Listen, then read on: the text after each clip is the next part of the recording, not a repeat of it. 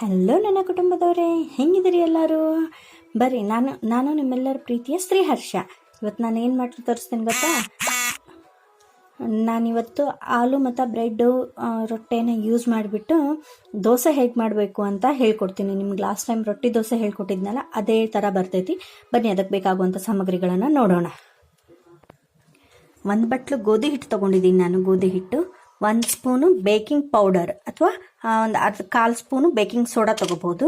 ನಾವು ರುಚಿಗೆ ತಕ್ಕಷ್ಟು ಉಪ್ಪು, 1 ಬಟ್ಲ ಸಣ್ಣಗೆ ಹೆಚ್ಚಿದ ಈರುಳ್ಳಿ, 1 ಬಟ್ಲ ಏನೈತಲ್ಲ ಬ್ರೆಡ್ಡನ್ನು ಪುಡಿ ಮಾಡಿರೋದನ್ನು ತೊಗೊಂಡಿದ್ದೀನಿ ನಾನು, 1 ಬಟ್ಲ ಅಕ್ಕಿ ಹಿಟ್ಟು, 1 ಬಟ್ಲ ರೊಟ್ಟಿ ಉಳಿದಿತ್ತು ಅಂದ್ರೆ ಅದನ್ನು ನಾನು ಮಿಕ್ಸಿ ಮಾಡಿ ಇಟ್ಕೊಂಡಿದ್ದೀನಿ. 1 ಬಟ್ಲ ಏನೈತಲ್ಲ ಆಲೂಗಡ್ಡೆನ ಕುದಿಸ್ಬಿಟ್ಟು ಸ್ಮ್ಯಾಶ್ ಮಾಡಿ ಇಟ್ಟಿದ್ದೀನಿ. ಆಮೇಲೆ ಅನ್ನ ಉಳಿದಿರ್ತದಲ್ಲ, ಬೇಕಾದ್ರೆ ನೀವು ಅನ್ನನೂ ಹಾಕ್ಬೋದು, ಇಲ್ಲಾಂದ್ರೆ ಬಿಡ್ಬೋದು. ಅನ್ನ ಏನೈತಿ ಆಪ್ಷನ್. ಅನ್ನ ರುಬ್ಬಿಟ್ಕೊಂಡಿದ್ದೀನಿ. ಅನ್ನಕ್ಕೆ ನಾನು ಮೆಣಸಿನ್ಕಾಯಿ, ಜೀರಿಗೆ, ಬೆಳ್ಳುಳ್ಳಿ ಹಾಕಿ ರುಬ್ಬಿಟ್ಕೊಂಡಿದ್ದೀನಿ. ಇವಾಗ ಹಿಟ್ಟು ಕಲಸೋಣ. ಫಸ್ಟು ಬ್ರೆಡ್ ಪೌಡ್ರ್ ಹಾಕ್ತೀನಿ, ನಂತರ ರೊಟ್ಟಿ ಹಿಟ್ಟು, ಆಮೇಲೆ ಅಕ್ಕಿ ಹಿಟ್ಟು, ನೆಕ್ಸ್ಟು ಬೇಕಿಂಗ್ ಪೌಡರ್ ಏನು ಇಟ್ಕೊಂಡಿದ್ನಲ್ಲ ಬೇಕಿಂಗ್ ಪೌಡರ್ನ ಹಾಕ್ತಾ ಇದ್ದೀನಿ. ನೆಕ್ಸ್ಟ್ ನಾವು ಈರುಳ್ಳಿನ ಹಾಕ್ತೀವಿ.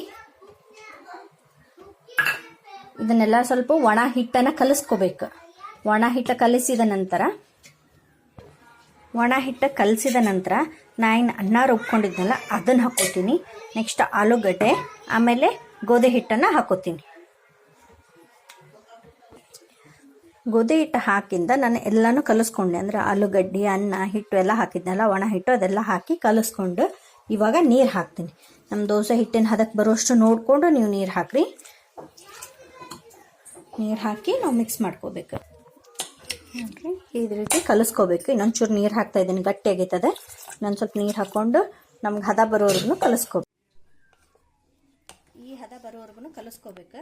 ಈ ಹದ ಬಂದಿಂದ ರುಚಿಗೆ ತಕ್ಕಷ್ಟು ಉಪ್ಪು, ಎಷ್ಟು ಬೇಕೋ ಅಷ್ಟು ನೋಡ್ಕೊಂಡು ನಿಮ್ಮ ರುಚಿಗೆ ಎಷ್ಟು ಐತಿ ಅಷ್ಟು ಉಪ್ಪು ಹಾಕೋಬೇಕು. ಒಂದು ಬೇಯಿಸಿಂಗ ಕಲಿಸ್ಕೋಬೇಕು.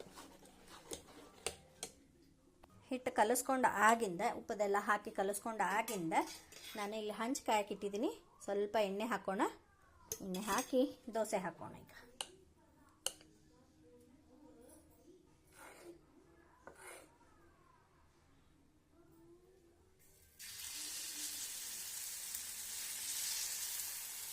ಭಾಳ ಪ್ರೆಸ್ ಹಾಕಿನೂ ತೀಡಬಾರ್ದು, ಅಂದರೆ ಭಾಳ ಒಜ್ಜೆ ಹಿಂಗೆ ಹಾಕಿ ಹಿಂಗೆ ತೀಡಬಾರ್ದು. ಲೈಟಾಗಿ ಹೌದಲ್ಲನ್ನೋಷ್ಟು ತೀಡಬೇಕು. ನಾವು ಅದಕ್ಕೆ ಆಲೂಗಡ್ಡೆನೂ ಹಾಕೀವಿ, ಅದು ಮೆತ್ತಗಿರ್ತೈತಿ. ಅನ್ನನೂ ಹಾಕೀವಿ. ಅದಕ್ಕೆ ಮತ್ತೊಂದು ಸ್ವಲ್ಪ ಎಣ್ಣೆ ಹಾಕಿ ಮುಚ್ಚಳ ಮುಚ್ಚಿಟ್ಟು ಬಿಡಬೇಕು. ದೋಸೆ ಹಾಕಿ ಈ ರೀತಿ ಮುಚ್ಚಳ ಮುಚ್ಚಿ ಒಂದು 5 ನಿಮಿಷ ಬಿಟ್ಬಿಡಿ. ಈ ರೀತಿ ಹೊಳಿಶ್ ಹಾಕಿನೂ ಒಂದು 2 ನಿಮಿಷ ಬೇಯಿಸ್ಕೋಬೇಕು. ಅದು ಪೂರ್ತಿ ಬೆಂದಿಂದ, 2 ಕಡೆ ಪೂರ್ತಿ ಬೆಂದಿಂದ ಸರ್ವ್ ಮಾಡಬೇಕು. ನಾನು ಈ ರೀತಿ ಸಾಸ್ ಹಚ್ಚಿ ಮಕ್ಳಿಗೆ ಸರ್ವ್ ಮಾಡ್ತಾ ಇದ್ದೀನಿ. ಇದು ಮಕ್ಕಳಿಗೂ ಇಷ್ಟ ಆಗ್ತೈತಿ, ದೊಡ್ಡವರು ಕೂಡ ತಿನ್ಬೋದು. ಬೇಕಾದ್ರೆ ನೀವು ಇದರ ಜೊತೆ ಪಲ್ಯನೂ ಮಾಡ್ಕೋಬಹುದು, ಇಲ್ಲ ನೀವು ಖಾರ ಎಲ್ಲ ಹಾಕಿರ್ತೀರಲ್ಲ ಹಂಗೆ ತಿಂದರೂ ಬರ್ತೈತಿ. ನಾನೀಗ ನನ್ನ ಮಗನ ಸಂಬಂಧ ಮಾಡಿರೋದಕ್ಕೆ ನಾನು ಸಾಸ್ ಹಾಕಿ ಕೊಡ್ತಾ ಇದ್ದೀನಿ.